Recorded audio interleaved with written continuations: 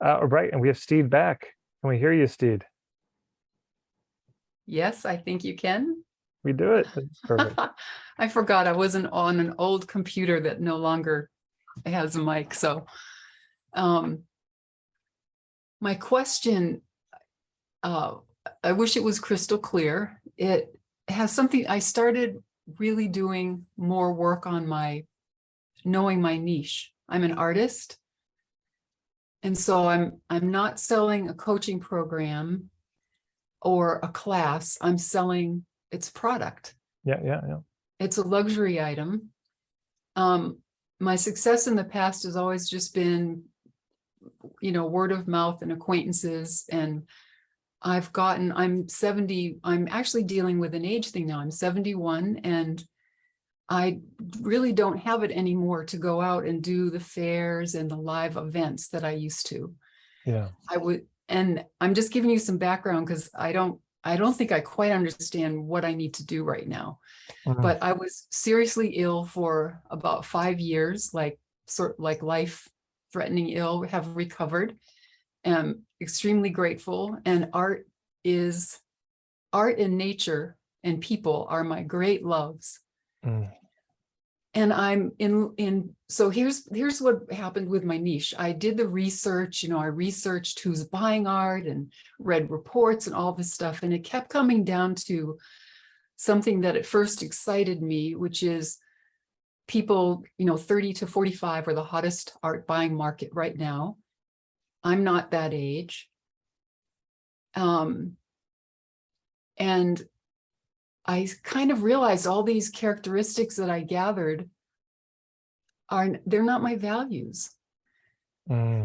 So art has such this elitist and mystique-ish thing around it. And I know that I actually have a doctorate in art as an expression of your soul. Yeah. And so I know, so I'm conflicted on where to turn and how to be myself, and yet how to be reaching people who do have the money to buy art. Have I made any sense yet? Maybe. We'll see. Okay. Are you saying that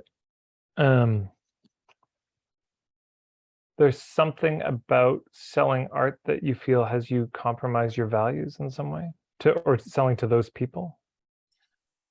At this moment, given the research I just did on who, quote unquote, could be my ideal clients, I'm not sure how to express myself in a way that would invite them into my art. Okay, so there's a couple things. One is we're sort of going on the assumption that that's who you'd want to be reaching. That's true. There's some disjuncture you feel between yourself and them. Well, partly my reason for that is my current audience has literally aged out. They'll tell me, they've aged out. They're downsizing. Okay. So, well, I'm not convinced that demographic is the only demographic for you, but let's just work with that for a moment.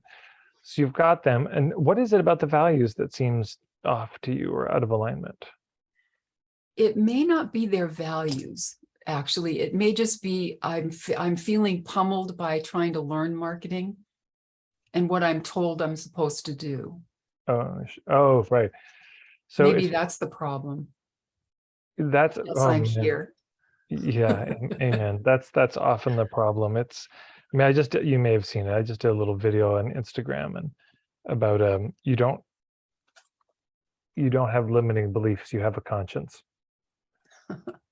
It's so often people in marketing are asked to do things that are just unethical in some way, and then when they don't want to do it, the coach spins it as, well, I see your limiting beliefs about money. Your lack of ability to receive is coming through. I see. Yes. We've got some blocks around abundance that are happening here. You really got to work on your self-worth. You don't think you're worth, all this shit, and suddenly becomes about you when really it's just a shitty marketing tactic. So yeah, often we don't know how to market in a way that just feels good for us. And okay, so so much of marketing art comes down to this niching business as well. Well, okay, what kind of art do I make? Who are the people that would be into this? Where do I find these people? Yeah. And then sometimes it's just building relationships with key hubs in those scenes. So instead of going to an art market and just hoping your people show up, or you get much more specific about it, you say, you know what? There's this one market. This is the one where my people are at. And maybe it's not even an art market. Maybe it's a permaculture conference or gathering. It's, what I'm saying? Like, I'd go to that and I could sell my art. Or so part of it is figuring out who are your people, who are the people who would most love it, and where can you find them? And then, how do you get in front of them? How do you build those relationships? And there's certainly ways this can be done online. I mean, I think it's where finding some coach and like how are artists doing it now, because I'm sure there's a lot of stuff specific for paintings. But again, you can always do the even though your people have aged out, they know people.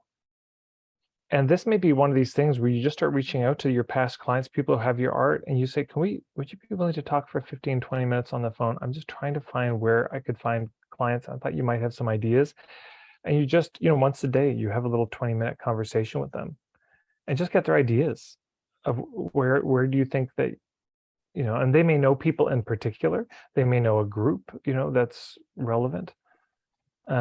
But you have enough of those conversations and you may start to get some ideas. And some of them may be willing to spread the word about something, spread the word about, if you're in a gallery or you did an event where your art was showcased, a party, something like this, maybe they would be the ones to help you fill it. So I'd also check out on YouTube under the playlist. There's my word of mouth marketing. Okay. That and the hub market. If you go to marketingforhippies.com/steps,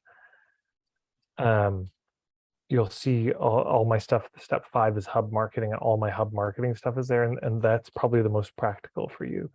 And there's some comments here, by the way, in the chat for you, Stede. So and it looks like there's some. You're right. Erica Ross has a great open studio for people who are struggling in similar ways.